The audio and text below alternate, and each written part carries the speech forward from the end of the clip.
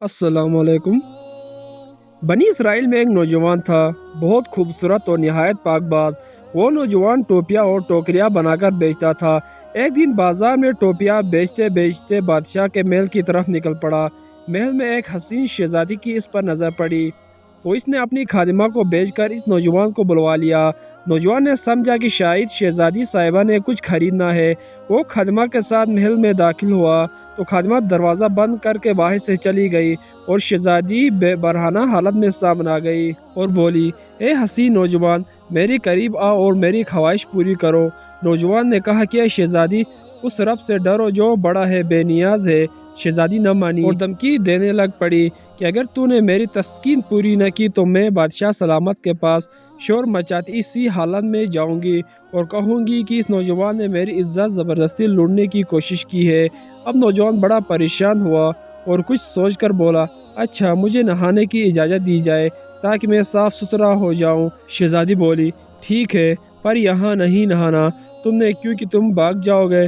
تم اس خادمہ کے ساتھ 40 فٹ اوپر محل کی چھت پر جا کر نہاؤ۔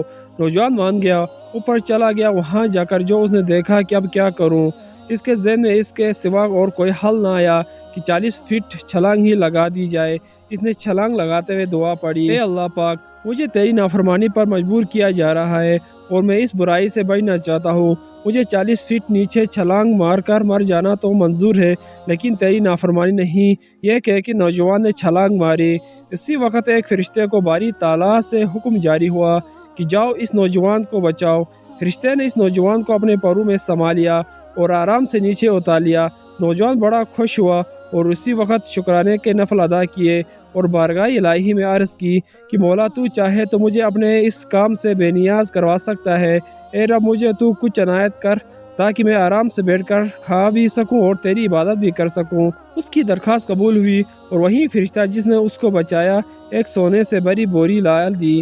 عظیم نوجوان نے پھر سجدہ شکر ادا کیا اور بولا، اے میرے پروردگار، یہ جو سونا اس رزق کا حصہ ہے جو مجھے دنیا میں ملنا تھا تو اس میں برکت فرما، اور اگر یہ اس اجر کا حصہ ہے جو مجھے آخرت میں ملنا ہے اور اس کی وجہ سے میری آخرت کے اجر میں کمی ہوگی تو مجھے یہ دولت نہیں چاہیے۔ نوجوان کو ایک غائبانہ آواز آئی، یہ جو سونا ہے تجھے عطا کیا گیا ہے، اس صبر کا 17واں حصہ ہے جو تم نے اس گناہ سے بچنے کے لیے کیا۔ اس نوجوان نے کہا، اے میرے مالک، مجھے ایسے خزانے کی حاجت نہیں جو آخرت میں میرے اجر میں کمی کا باعث بنے۔ چنانچہ نوجوان نے جب یہ بات کہی تو سارا سونا اسی وقت غائب ہو گیا۔ دوستو، اگر آپ لوگوں کو یہ ویڈیو پسند آئے پلیز میرے چینل کو سبسکرائب کریں اور ویڈیو کو لائک ضرور کریں۔ شکریہ۔